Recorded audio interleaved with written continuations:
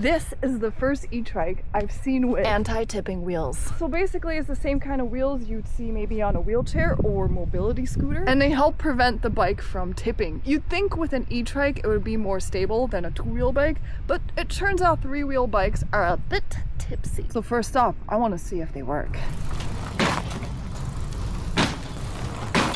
Yup, they sure do. It's a little loud when those wheels smack the pavement. They work, but I will say I'm a little nervous to see how it would work on grass. So here's hoping for the best.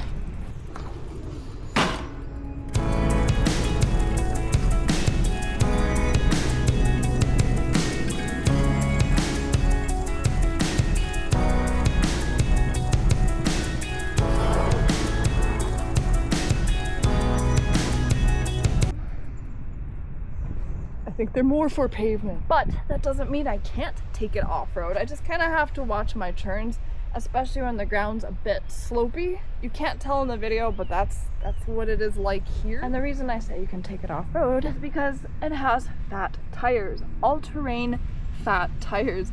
So these things can roll over a lot of stuff. They're 18 inches in diameter and 4 inches wide. It's not just the anti-tipping wheels that prevent it from tipping when it's turning. There's also something called a speed differential that's chilling in the center between the two rear wheels.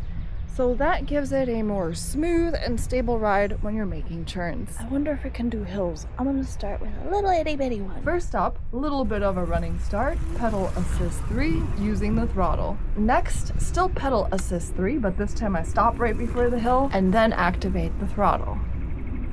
And lastly, I put it down to gear 1 and I'm going to stop right before the hill and pedal up. Welcome to me showing you the best e-Trike I've ever tried. This is the Meet One Breeze, folding, fat tire, all-terrain e-Trike. And the reason I think it's the best one I've ever tried is because of the location of the pedals. Every e-Trike I've tried before this, the pedals are just too far back. And up until now, I thought that was just the norm because I didn't know any better. The pedal placement on this one is perfect. It makes sense. They should be more further out, which makes it more comfortable for your legs. I'm gonna lower it to gear 1. Put it on pedal assist 5. And remember that hill I claimed to be the biggest one in my area. Let's try it on an e-Trike. Nope.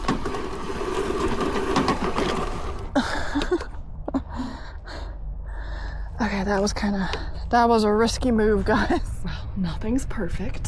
However, this is just the base model. There's also the Meet One Breeze Pro and Tour. Those two have better specs and can probably climb that steeper hill, but we'll see. I might be getting the Tour in the future. To make this video more interesting, I'm gonna start by showing you this trike, which means my test drive will be first. I'll also talk about some specs and features, and once I'm done with all of that, including my outro, the remainder of the video will be the unboxing and assembly of the trike. I don't know if you're gonna be able to see this tiny itty bitty little screen right here.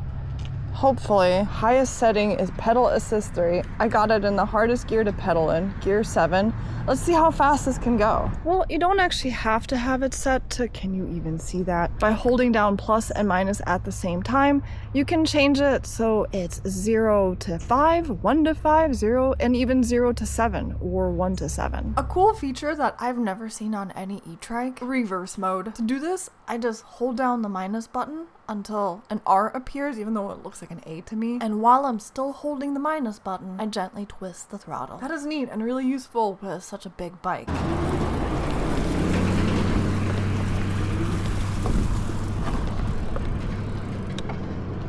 So first I'm gonna pedal,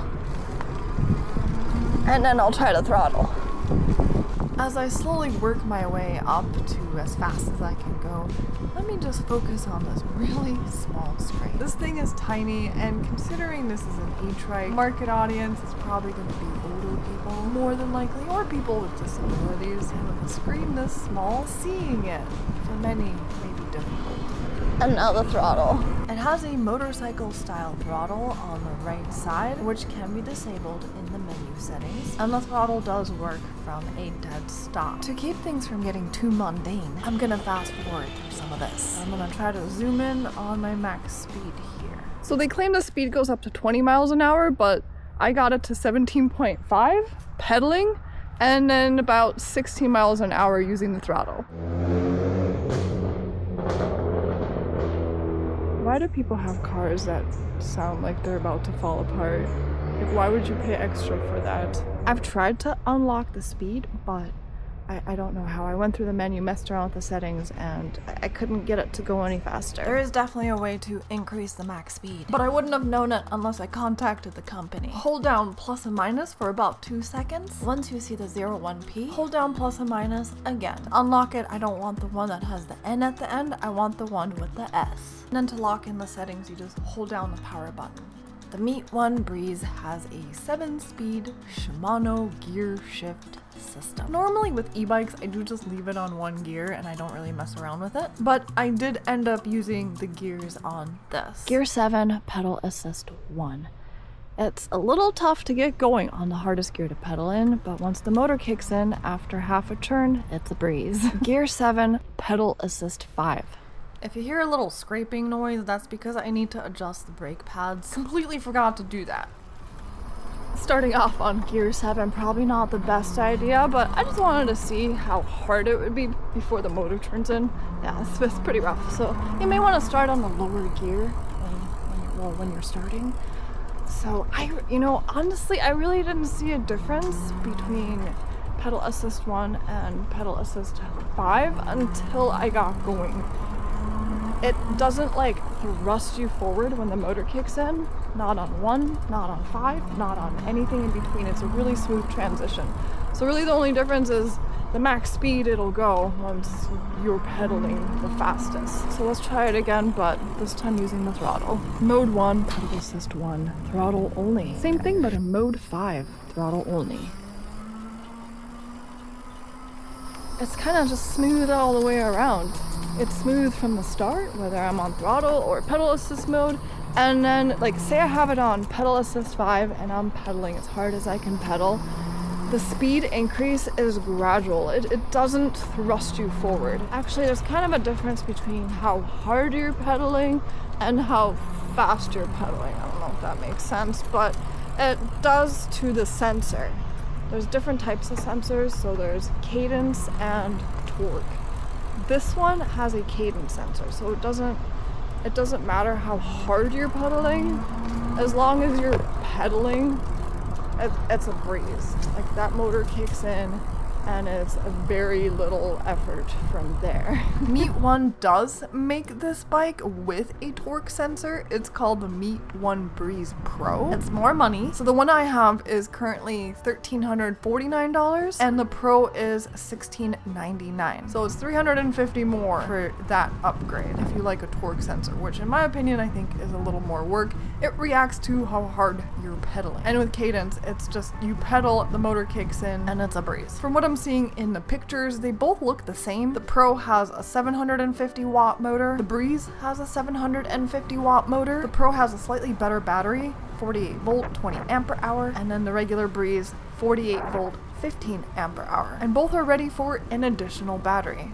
That is an option. You can buy an extra battery for these bikes. The range on the Breeze is 30 to 80 miles. To try to get up to 80 miles, you'd have to be on pedal assist 1, flat paved ground on a non-windy day, like ideal conditions. When you're using throttle only and just sitting there, it does drain the battery quicker. So like pedal assist 5 will give you half the mileage, or maybe even as low as 30 miles out of that battery. On the other hand, the Breeze Pro, you can get 40 to 100 miles on the battery it comes with. And the other difference between these two models, the Pro has hydraulic disc brakes, which I really like because they're more powerful in my opinion. They have more stopping power, but they are a little more maintenance because they use fluid. And then the one I have, the regular Breeze, has mechanical disc brakes. Less maintenance, but not as much stopping power.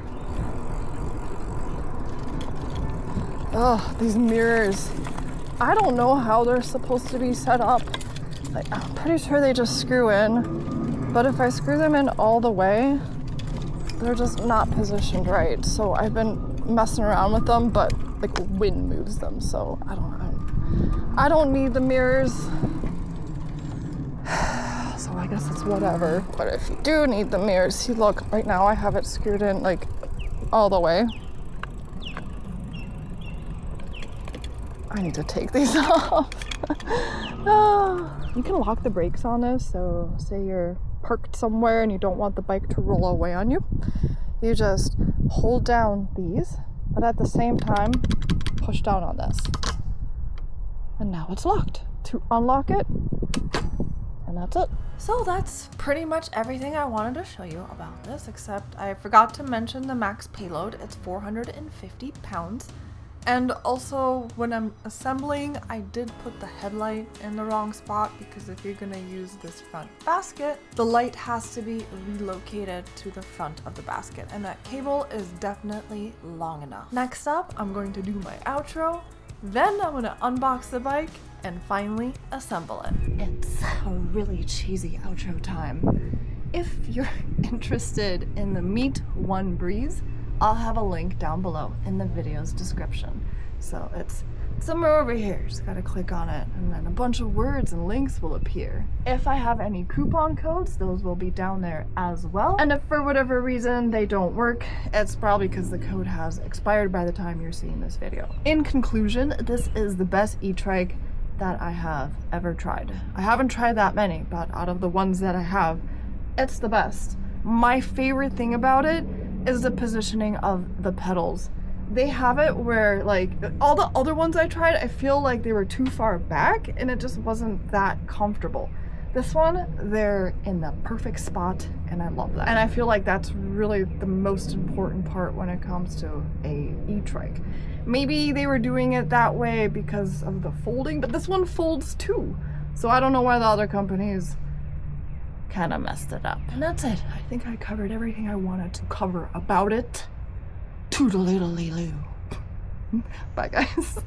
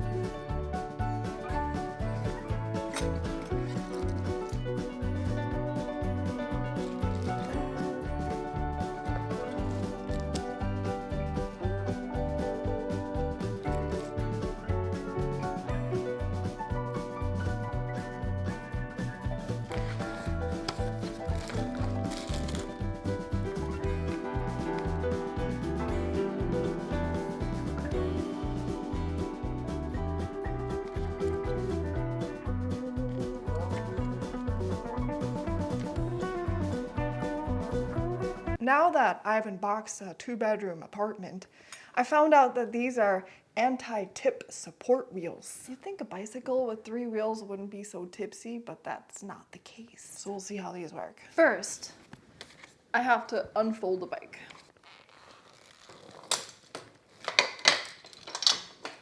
Then I have to latch this shut. But I'm almost thinking this might be even easier if I install the handlebars first. And it's really simple. It's just these 4 screws here that I have to fully remove, including this piece. This comes off. But once I put these on, this piece gets screwed back down. Now I can go ahead and try to put that front wheel on. There's a little washer here with a hook, so that goes into the hole on both sides. And then I just tighten down these nuts. I'm about to put on the backrest, But it didn't originally look like this because that's what the manual shows. And that's what's also in this picture. But what I got is something completely different. However, they did include a separate sheet that shows this version. It shows where all of the screws go, except for the ones that mount this part. So I'm guessing it's the ones that are already in here because there's 4 of them and there's 4 holes on this. So I'm gonna take those out and tighten this down. Okay, so those holes didn't line up, so I flipped it. Let's try again. Apparently, there's different ways you can screw in the backrest depending on what angle you want. I'm gonna go for normal. I thought the backrest could just go in like so somehow, but no, I gotta install these 2 things first. I normally don't need instructions for e-bikes, but not today. So this goes on the outside of this over here. Go ahead and screw that down.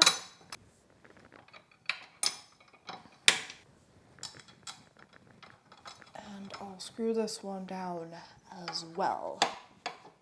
Now I can screw down the backrest. I'm gonna put 2 fat screws in and then a little one in the center. And I'm gonna put this, I should probably take that out, at the bottom. I don't think the baby one needs a nut, but the 2 fat ones do. I'm gonna go ahead and tighten these down and then repeat this exact way on the other side. And now that that's on there, I can slide the seat back in. Next, I'm gonna install the front fender and the lights. So it looks like the screw for this is already in here. I'm gonna go ahead and pull it out. Apparently this one goes in from the back side. They usually come in from the front. I never thought of moving the wheel to make this easier because I got a screw from the back. Yes, my mind instantly did go to a very dirty place when I said that. I think I put the fender too low. The hole on this little metal piece that holds the fender is pretty long. I'm gonna just put it as high as I can go and screw it again from the back. While I'm here, I might as well plug in the light. And then over down here, on each side, there's a screw I have to remove so that I can attach the fender. I'm gonna go ahead, put the screw back through both parts, screw it down on both sides, and I'll meet you at the back. You gotta remove these screws, which are not in the best spot. Now I'm gonna line up the correct fender. It does matter which one goes where. This has to be obviously facing the back. Screw everything down. It's a little tricky getting these nuts on there. It's a really tight spot to work in. So I'm gonna go ahead and tighten these 2 down. And what's super fun is I get to do this again on the other wheel. But I'll spare you that joy. I guess while I'm down here, I'm gonna install my training wheels. Anti-tip support wheels. They go into here, which means I gotta remove these screws and then put them back.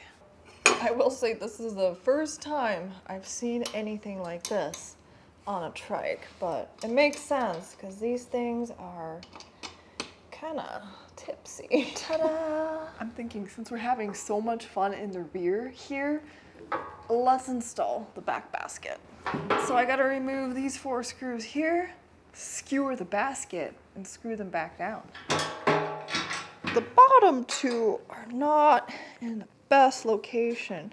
I'm finding it really hard to screw these down. But luckily, the top 2 are really simple to screw in. Before I put on the front basket, I'm gonna readjust this. There's a screw that you can't see, it's on the other side. So I'm just gonna loosen that up, not take it out, just loosen it up and bring this to about here, which I think that's the max it can go. So I'm gonna bring it all the way to the end and then tighten the screw back down. So yeah, now I do have to readjust the handlebars. We had so much fun in back. Now we're gonna screw from the front. So there's 4 screws here, 4 holes here. You guessed it, it goes right there. So I'm gonna go ahead, take those screws out and mount the front basket. Yeah, that's pretty much it. Unless I want to put on the mirrors. Oh, we made it to the final screw. This mirror is basically a screw, but I gotta take this off and then it just screws on there. It's kind of hard to get it to line up at first, but once it gets going, it gets going. You just screw it on there. Get into place. And then like, you can move them around up and down. You kind of gotta position it how you want. It's like car mirrors. You gotta position them where you want them, and then secure everything in place. Now we're done. What a breeze.